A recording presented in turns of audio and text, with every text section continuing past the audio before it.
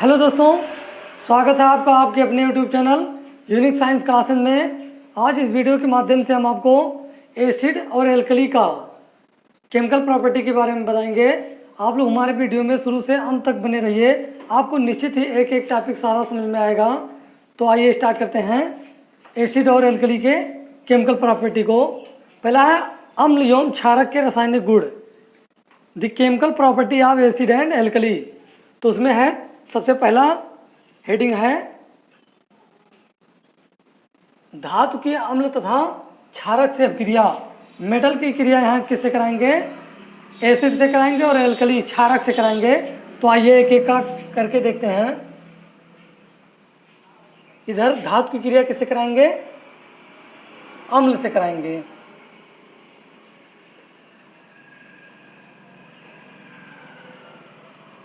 धातु की अम्ल से अभिक्रिया।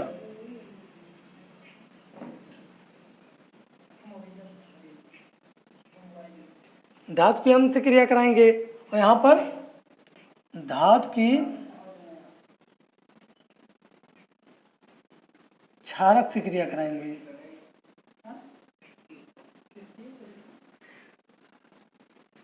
क्षारक से अभिक्रिया।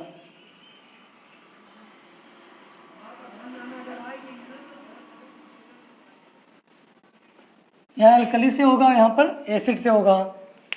तो जब धातु की क्रिया अम्ल से होगी तो क्या बनेगा?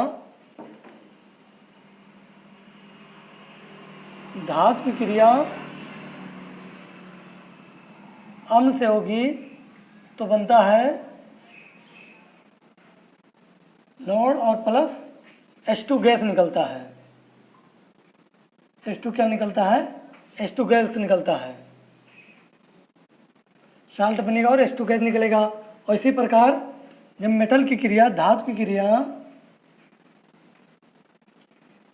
क्रिया क्षारक से कराएंगे तो इसमें भी साल्ट लोड और H2 गैस ही निकलेगा। H2 गैस निकलेगा।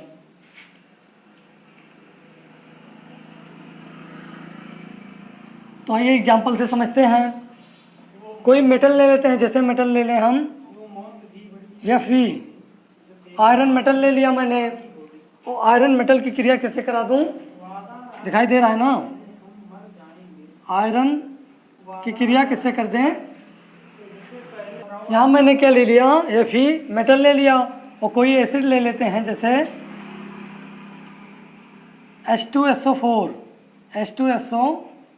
सल्फ्यूरिक एसिड ले लिया मैंने और इसकी अब क्रिया कराएंगे तो बनेगा साल्ट FeSO4। इसका नाम क्या है? Iron sulphate.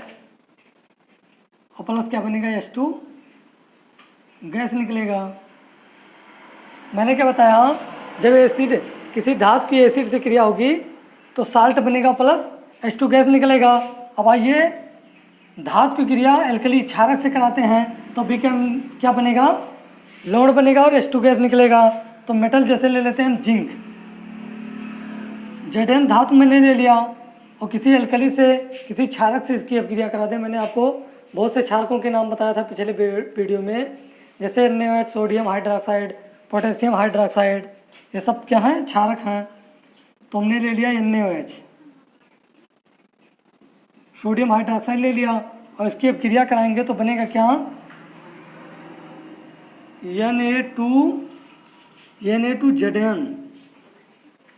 Na2ZnO2 और प्लस क्या बनेगा? H2 गैस निकल जाएगा। और इसका क्या नाम है? Sodium zincate. सोडियम, इसका नाम क्या है? सोडियम जिंकेट नाम है। इसको बैलेंस कर लेते हैं। इसको बैलेंस करने के लिए हम क्या करेंगे? यहाँ पर हमारे पास ऑक्सीजन की संख्या कितनी है? 2 है। और यहाँ पर ऑक्सीजन कितना है? यहाँ पर एक ही ऑक्सीजन है, तो यहाँ पर कितना करना पड़ेगा? 2 करना पड़ेगा। अब सोडियम भी हमारा कितना हो गया? 2 हो गया। यहाँ भी सोडियम 2 है, ऑक्सीजन 2 है, ऑक्सीजन 2 है, हाइड्रोजन हमारे पास 2 है, हाइड्रोजन यहाँ भी 2 है। इसका मतलब सबके सब क्या है? बैलेंस हैं। अब आगे और भी एग्जाम्पल कहते हैं, लेकिन जो एसिड में एक अपवाद है, जब कोई मेटल लेंगे और उसकी क्रिया नाइट्रिक एसिड से कराएंगे HNO3 से, तो वह क्या करता है, यहाँ पर हाइड्रोजन लौण तो बनेगा लेकिन हाइड्रोजन विस्थापित नहीं होगा।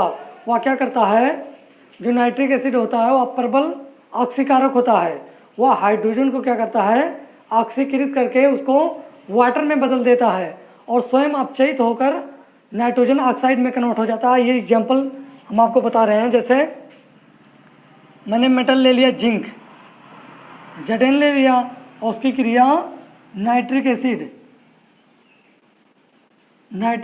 HNO3 से करवा दिया। नाइट्रिक एसिड से करवाएंगे तो इधर बनेगा क्या, बनेगा ZnNO3 का होल ट्वाइस और प्लस क्या बनेगा, H2O बनेगा और नाइट्रोजन ऑक्साइड बनेगा, NO बनेगा। इसका क्या नाम है, जिंक नाइट्रेट। जिंक नाइट्रेट दिखाई दे रहा है, इसका नाम है जिंक नाइट्रेट। इसका नाम क्या है, HNO3 nitric acid, nitric acid. अब इसको बैलेंस कर लेते हैं। बैलेंस करने के लिए क्या करेंगे, यहाँ पर ऑक्सीजन को पहले काउंट कर लेते हैं। तो ऑक्सीजन यहाँ पर हमारे पास कितना है, 3 दूना 6 ऑक्सीजन है और 2 6 1 7 और 1 8 ऑक्सीजन हमारे पास है। यहाँ पर ऑक्सीजन कितना है, 3 है। तो इसको बैलेंस करने के लिए पहले यहाँ 8 कर देता हूँ। अब ऑक्सीजन हमारे पास कितना हो गया, 8 3 24 हो गया। 24 करने के लिए यहाँ पर हम क्या करेंगे, यहाँ पर 6 हमारे पास है तो यहाँ कर देंगे 3, तो 6 3 कितना हो जाएगा, ऑक्सीजन 18 हो जाएगा। 18 और 2 20 है हमारे पास, तो 24 लाना है तो यहाँ कितना कर देंगे, यहाँ 4 कर देंगे और यहाँ कितना कर देंगे, हमारे पास 18 और 4 22, यहाँ 2 कर देंगे तो कितना हो जाएगा, 24 ऑक्सीजन हो जाएगा। अब यहाँ पर हमारे पास जिंक की संख्या कितनी हो गई, यहाँ 3 के, तो जिंक यहाँ हमारे पास 1 है, यहाँ पर कितना है 3 है, तो यहाँ भी 3 करने के लिए कितना कर देंगे, यहाँ 3 कर देंगे। हमारे रिएक्शन क्या है, बैलेंस है। तो मैंने क्या बताया, एसिड जब कोई धातु अम्ल से क्रिया करेगा तो लौण और H2 गैस निकालता है, लेकिन उसमें जो नाइट्रिक एसिड होता है वह धातु की क्रिया जो नाइट्रिक एसिड होता है वह मेटल से क्रिया जब करेगा तो लौण तो बनाएगा, साल्ट बनाएगा, लेकिन H2 गैस उसमें नहीं निकलेगा। उसमें क्या निकलेगा, ऑक्सीजन, उसमें वाटर निकलेगा और क्या निकलेगा, NO नाइट्रोजन ऑक्साइड बनेगा। क्या करता है, जो HNO3 होता है वह प्रबल ऑक्सीकारक होता है और वह क्या करता है, हाइड्रोजन को ऑक्सीकृत करके उसको वाटर में कन्वर्ट कर देता है और स्वयं अपचयित होकर नाइट्रोजन ऑक्साइड में कन्वर्ट हो जाता है। अब आइए अम्ल और क्षारक की क्रिया कार्बोनेट और हाइड्रोजन कार्बोनेट करवाते हैं, उससे पहले इसको मिटाते हैं। आइए कार्बोनेट है, कार्बोनेट और बाइकार्बोनेट की क्रिया, धात्विक कार्बोनेट और हाइड्रोजन कार्बोनेट कहें या बाइकार्बोनेट यहाँ कह सकते हैं, उसकी क्रिया अम्ल एवं क्षारक से कराएंगे तो क्या बनेगा ये समझते हैं। जो कार्बोनेट होता है या बाइकार्बोनेट हो, अम्ल से एसिड से तो क्रिया करता है लेकिन वह क्षारक से क्रिया नहीं करता है। उससे पहले रिएक्शन बताने से पहले मैं आपको कुछ ट्रिक बता रहा हूँ, जो आप रिएक्टेंट में उसको देखेंगे तो प्रोडक्ट में वही प्रोडक्ट बनेगा। जैसे ले लेते हैं SO4, कहीं आप SO4 को देख लें, SO4 डबल निगेटिव, क्या नाम है इसका, सल्फेट।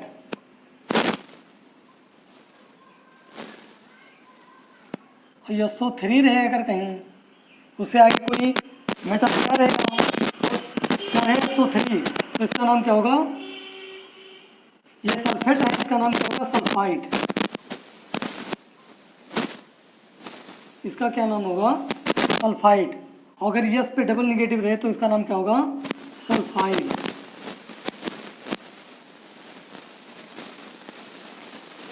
इसका नाम क्या होगा, सल्फाइड। जैसे एग्जांपल के लिए मैं बता देता हूँ, कहीं कहीं लिखा रहता है H2S, तो इसका नाम क्या हो जाता है, हाइड्रोजन सल्फाइड, इसका नाम क्या होगा, जो एस यहाँ जुड़ा है उसके आगे क्या जोड़ देंगे, सल्फाइड को जोड़ देंगे। और यदि कहीं SO3, जैसे हम ले लें Na2SO3, तो इसका नाम क्या है, सोडियम सल्फाइट, यहाँ टा लग जाएगा, इसका नाम क्या होगा, सोडियम सल्फाइड। आप इसे देखते होंगे Na2SO4, तो इसका नाम क्या है, सोडियम सल्फेट नाम है। अगर SO4 है तो उसके आगे क्या लगाएंगे, सल्फेट लगाएंगे। अगर यहाँ पर 3 है, SO3 है तो उसके लिए क्या लगाएंगे, सल्फाइट लगाएंगे। अगर केवल यस है तो उसके लिए क्या लगाएंगे, सल्फाइड लगाएंगे। यदि आपको रिएक्टेंट में कहीं SO3 मिलता है, जैसे ये कंपाउंड है, तो प्रोडक्ट में आप हमेशा याद रखिए कि आपको क्या बनेगा, H2O प्लस H2 गैस बनेगा। लगभग मैक्सिमम रिएक्शन में आपको ये मिलेगा। SO3 कहीं भी आप रिएक्टेंट में देख लें, उसके आगे कोई मेटल लगा हो, ऐसा कंपाउंड हो, तो प्रोडक्ट में क्या बनेगा, H2O वाटर बनेगा और H2 गैस निकलेगा। और यदि हम कार्बोनेट ले लें CO3, इसके आगे कोई जैसे Na2CO3 हो सकता है, सोडियम कार्बोनेट, तो प्रोडक्ट में क्या बनेगा, ये प्रोडक्ट में H2O बनता है और CO2 बनता है। ये निश्चित ही प्रोडक्ट में अगर कार्बोनेट पा जाएंगे तो ये प्रोडक्ट में निश्चित बनेगा, वाटर बनेगा और कार्बन डाइऑक्साइड निकलेगा। हर एक रिएक्शन में ऐसा आपको देखने को, यहाँ पर बनेगा SO2 सल्फर डाइऑक्साइड और प्लस वाटर बनेगा। यहाँ पर क्या बनेगा, सल्फर डाइऑक्साइड और वाटर बनेगा। अब आइए क्रिया कराते हैं, धातु की क्रिया, धात्विक कार्बोनेट की क्रिया किससे कराएंगे, एसिड से कराएंगे। जैसे एग्जाम्पल के लिए ले लेते हैं हम, जैसे धात्विक कार्बोनेट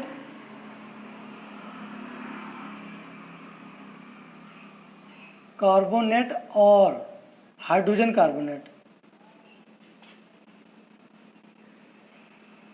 कार्बोनेट ले लेते हैं। हाइड्रोजन, इसकी क्रिया कैसे करा दें, एसिड से करा दें, अम्ल से। तो इधर बनेगा क्या, बनेगा साल्ट,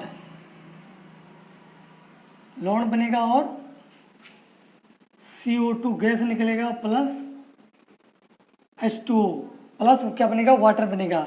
ये चीज़ें कार्बोनेट या हाइड्रोजन कार्बोनेट की क्रिया किससे कराएं, एसिड से कराएं, तो निश्चित ही साल्ट, कार्बन डाइऑक्साइड और वाटर, यही 3 कंपाउंड प्रोडक्ट में निकलेगा। जैसे एग्जांपल के लिए ले लेते हैं, जैसे Na2CO3, मैंने क्या ले लिया, सोडियम कार्बोनेट की क्रिया किसी एसिड से करा दें, HCl से करवा दें, HCl से करवा देंगे तो बनेगा क्या, यहाँ बनेगा NaCl प्लस CO2 और प्लस H2O बनेगा।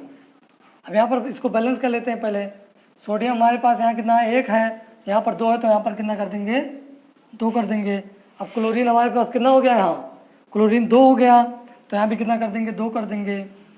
अब हाइड्रोजन भी 2 हो गया, तो यहाँ हाइड्रोजन कितना है, 2 है। ऑक्सीजन हमारे पास कितना है, 2 1 3 ऑक्सीजन है, तो यहाँ भी कितना ऑक्सीजन है, 3 ऑक्सीजन है। इसका मतलब बैलेंस है। मैंने क्या बताया, जब कोई कार्बोनेट या हाइड्रोजन कार्बोनेट एसिड से क्रिया करेगा तो साल्ट बनेगा। यहाँ पर साल्ट बना है और उसके बाद क्या बना है, कार्बन डाइऑक्साइड बना है और क्या निकला है, वाटर निकला है। मैंने आपको यहाँ पर बताया था। अब आप जैसे एग्जांपल के लिए ले लें, हम बाइकार्बोनेट ले लें, जैसे यहाँ पर NaHCO3, इसको हम सोडियम हाइड्रोजन कार्बोनेट कहेंगे या सोडियम बाइकार्बोनेट भी कह सकते हैं। और इसकी क्रिया एसिड से करवा देते हैं, HCl ले लेंगे तो बनेगा क्या, NaCl बनेगा प्लस CO2 और प्लस H2O बनेगा। ऑक्सीजन हमारा, इसको बैलेंस करने के लिए क्या करेंगे, इसको ऑक्सीजन को काउंट कर लेते हैं। यहाँ पर ऑक्सीजन 2 है और यहाँ पर 1 ऑक्सीजन, इसका मतलब 3 ऑक्सीजन प्रोडक्ट में, और रिएक्टेंट में 3 ऑक्सीजन, इसका मतलब बैलेंस है। क्लोरीन हमारे पास 1 है, क्लोरीन 1 है, सोडियम 1 है, हाइड्रोजन यहाँ पर 2 है, तो हाइड्रोजन भी यहाँ पर कितना है, 2। इसका मतलब ये भी रिएक्शन क्या है, बैलेंस है। और भी एग्जाम्पल जैसे ले लेते हैं,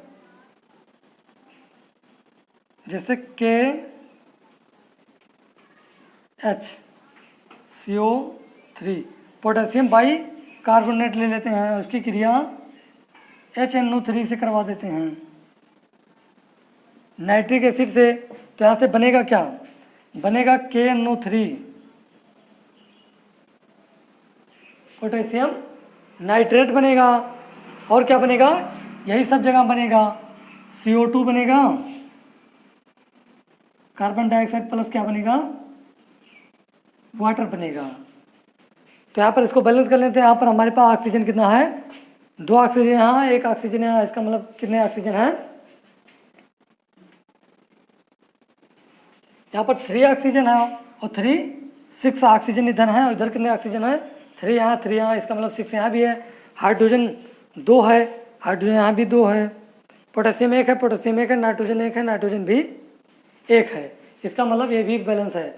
मैंने क्या बताया, जब किसी कार्बोनेट या बाइकार्बोनेट की क्रिया किसी एसिड से कराएंगे तो क्या बनता है, साल्ट बनता है, कार्बन डाइऑक्साइड बनता है और बाद में वाटर बनता है। यही 3 प्रोडक्ट हर एक रिएक्शन में निकलेगा जब कार्बोनेट की क्रिया, कार्बोनेट या बाइकार्बोनेट की क्रिया एसिड से करवाएंगे। अब आइए, कार्बोनेट की क्रिया हम किससे करवाते हैं, सल्फाइड से करवाते हैं। सोडियम सल्फाइड ले लें, जैसे कोई भी सल्फाइड से कराते हैं। तो आइए पहले इसको मिटा देते हैं। आइए समझते हैं अम्ल की क्रिया सल्फाइटों तथा हाइड्रोजन सल्फाइडों से करने पर क्या बनता है। तो यहाँ पर क्या है, सल्फाइटों तथा हाइड्रोजन सल्फाइटों। मैंने क्या बताया, SO3 जहाँ रहेगा उसको सल्फाइड कहेंगे, और ये चलक जाता है जहाँ, अगर बीच में एक ये चलक गया तो इसको सोडियम हाइड्रोजन सल्फाइड कहें या सोडियम बाई सल्फाइड भी कह सकते हैं। मैंने अभी पिछली वीडियो में आपको बताया था, पिछले में बताया था, SO3 अगर कहीं आपको रहता है रिएक्टेंट में तो प्रोडक्ट में क्या बनता है, SO2 sulphur dioxide plus H2O बनता है।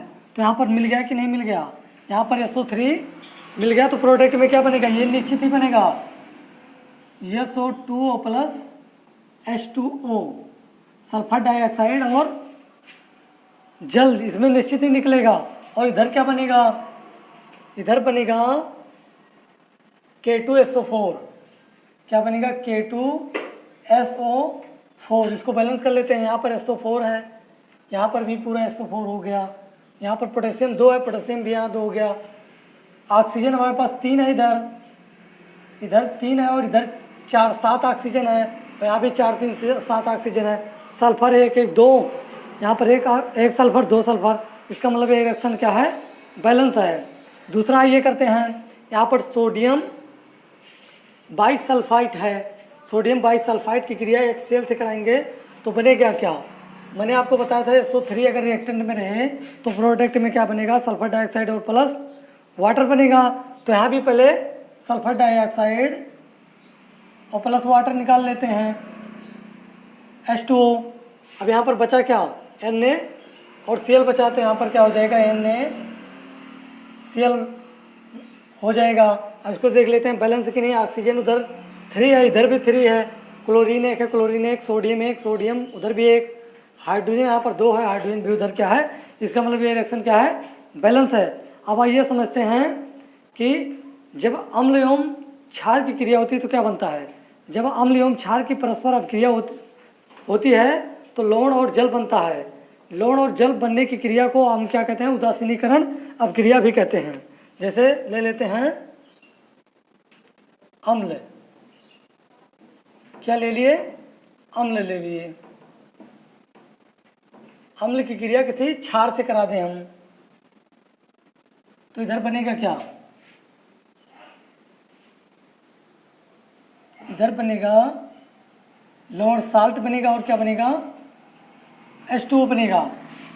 जैसे एग्जाम्पल के लिए ले लेते हैं, एसिड में HCl ले लिया, हाइड्रोक्लोरिक एसिड, और क्षार में ले लेते हैं हम NaOH, और इसकी जब क्रिया कराएंगे तो बनेगा क्या, NaCl और प्लस क्या बनेगा, H2O बनेगा।